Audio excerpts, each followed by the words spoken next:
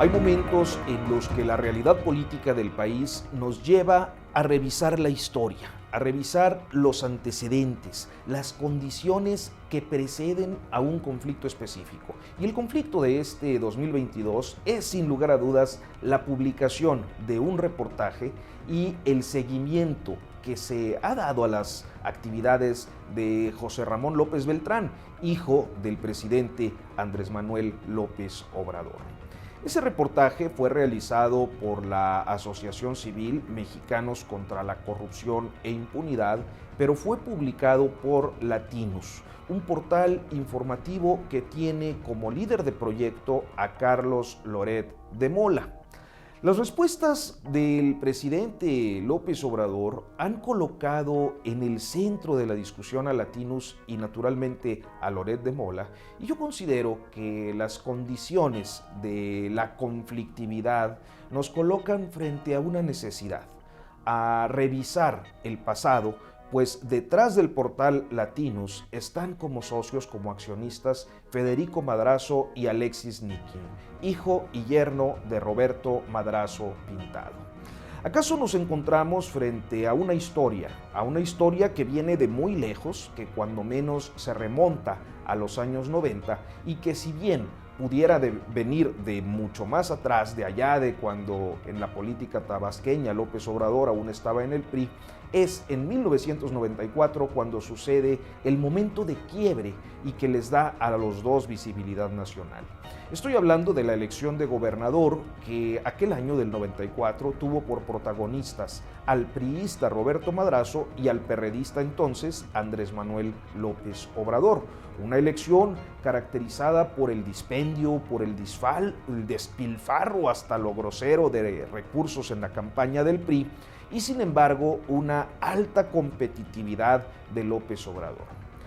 La razón de las impugnaciones que haría López Obrador también son relevantes porque en este sentido logró acreditar los donativos que superaban por mucho e inclusive a simple vista los topes de gastos establecidos por la ley. El punto es que López Obrador no solo se basaba en la observación, logró obtener amplias pruebas documentales.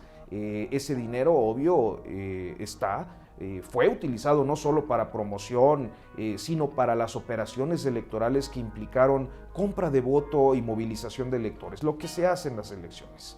Personaje clave en esos días fue Carlos Cabal Peniche, un empresario tabasqueño que fue financiero de Roberto Madrazo, conocedor de los entresijos del sistema mexicano y que luego sería encarcelado y quizás abandonado por los políticos que favoreció y lo favorecieron. Encontró la forma de recomponer una relación con López Obradoristas como Gabriel García hace poco, hasta meterse en broncas tremendas, algunas de estas, como la de haber pretendido privatizar la operación de los programas del bienestar este sexenio.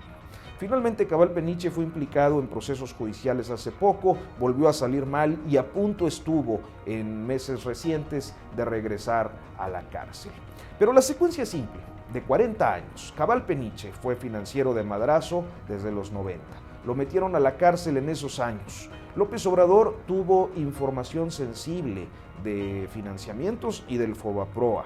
Cabal quiso hacer negocios en este sexenio de López Obrador y volvió a salir rasurado. Esa es la secuencia. Ahora bien, si pudiéramos decir que hay una épica en el perfil de López Obrador, tendríamos que remontarnos a 1991, pues el pasado noviembre se cumplieron 30 años del llamado Éxodo por la Democracia, cuando López Obrador acusó fraude electoral en municipios en 1991 y caminó de Tabasco a la Ciudad de México para protestar y presentar pruebas de fraudulencia. Con ese antecedente y un liderazgo local muy consolidado, llegó a buscar la gubernatura en el 94, pero fue aplastado por el sistema, porque, ante las evidencias de fraude, las denuncias, la marcha del 94, no sirvió para revertir la elección, pero sí para provocar un cisma en el PRI y en el gobierno.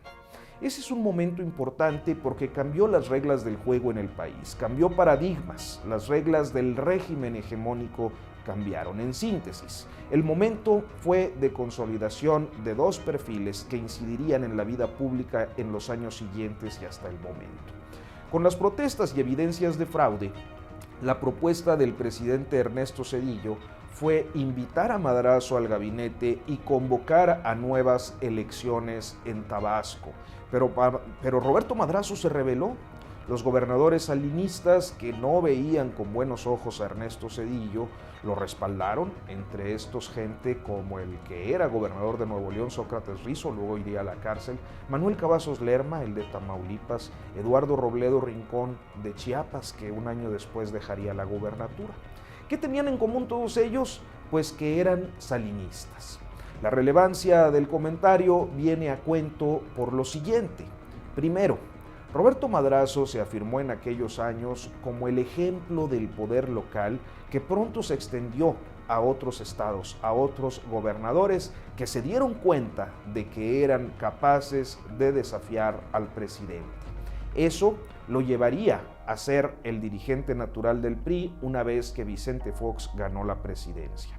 Segundo, a López Obrador lo catapultó como una personalidad nacional que llegó a dirigir el PRD, asumir luego la jefatura de gobierno capitalino y en buena medida, con base en las documentales de aquel fraude electoral de 1994 en Tabasco, a construir su discurso anticorrupción.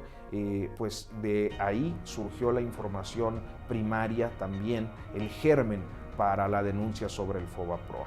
Y tercero, porque el pleito que vemos el día de hoy implica de un lado el hijo y yerno de Madrazo en Latinus, del otro el hijo de López Obrador como objeto de investigación y quizás podríamos pensar en un tercero, con Eduardo Robledo, aquel gobernador defenestrado de Chiapas en el 95, que recién mencioné, cuyo hijo es el director del Seguro Social, Zoe Robledo, una institución a la que Latinus ha dedicado amplios reportajes debido a los intereses que sus dueños tienen en la proveeduría del sector salud. Cuarto, que en 2006 el perfil de conflicto y el liderazgo constituido a partir de la elección de Tabasco en el 94 resultaría en que Madrazo y López Obrador, por sus respectivos rumbos, serían candidatos presidenciales. El primero por el PRI, el segundo por una coalición encabezada por el PRD. Y ese es el otro momento importante de la conflictividad que ha existido entre Madrazo y López Obrador.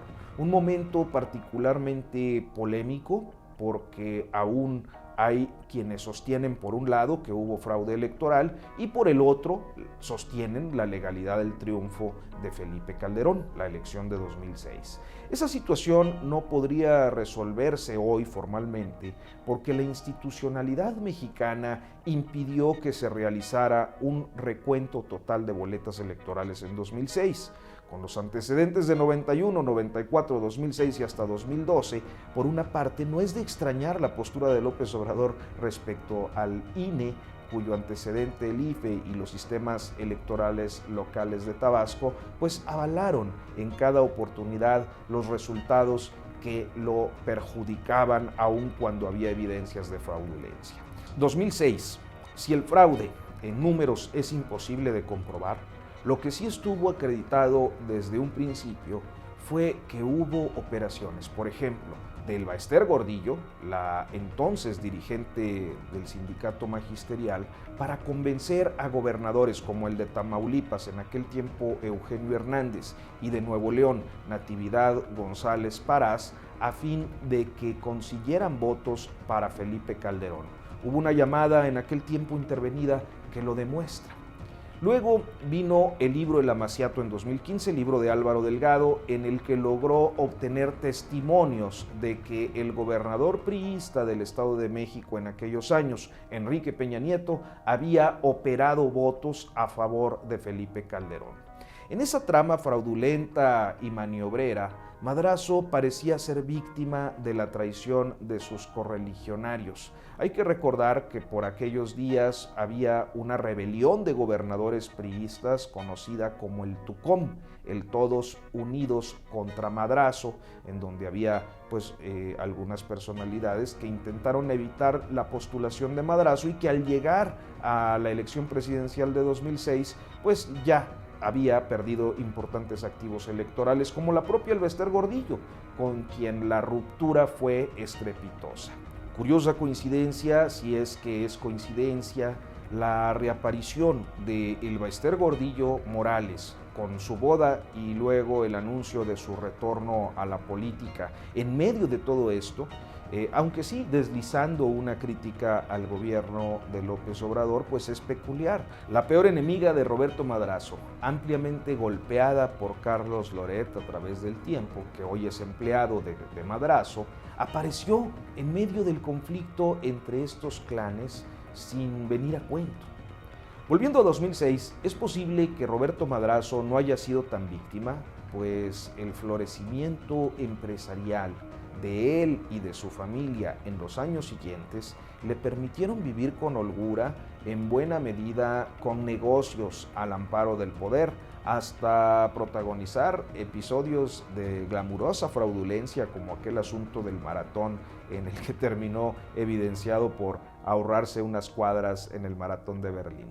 Finalmente, con el triunfo de López Obrador, Madrazo, hijos y yerno parece que no quisieron quedarse fuera una vez más del conflicto, de manera que han protagonizado otros episodios que han metido en aprietos a López Obrador.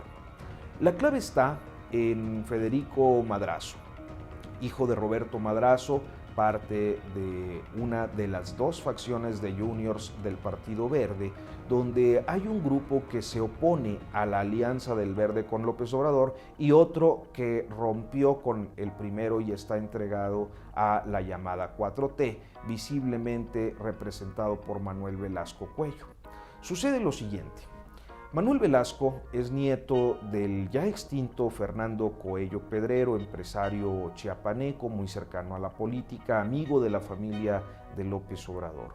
Cuello fue uno de los que allá en los 80, 90, pues cuando López Obrador era opositor y pues las perdía todas, andaba muy amolado, es decir, económicamente mal, y la amistad tuvo momentos solidarios, inclusive se dice que le donó aquel primer suru a López Obrador para sus andanzas locales allá en Tabasco. No es extraño que Manuel Velasco haya tenido gestos con López Obrador y aunque no hay evidencia hasta ahora, es más o menos una idea generalizada que siendo David León consultor de Manuel Velasco, haya sido enviado a entregar dinero a Pío y Martín López Obrador en episodios que se grabaron y quedaron en poder de los dueños del Verde, entre ellos, claro está, Federico Madrazo, dueño hoy o socio del portal Latinus, que los hizo públicos. Evidentemente estas personas, es decir, los Madrazo, los López Obrador, se conocen desde hace mucho tiempo. Cuando salió lo de Felipa Obrador, por ejemplo, prima del presidente como contratista de Pemex, claro está que alguien sabía de la trayectoria de Felipa, muy conocida por allá en Tabasco, porque sus negocios no son nuevos. Por ejemplo, Roberto Madrazo, pues la debió conocer. Así que muchos pueden tener una opinión u otra, suscribir su solidaridad o apoyo a un lado y otro. También considero que es un momento en el que la historia de la política mexicana debe estar presente y entenderse como parte de un todo. A final de cuentas, entre más elementos nos allegamos de diferentes situaciones, creo que estamos en condiciones de valorar y valorar mejor lo que ocurre, y ese ha sido el propósito de este video, aunque si de revisar y ser exhaustivo se trata, aún nos falta la historia de Claudio.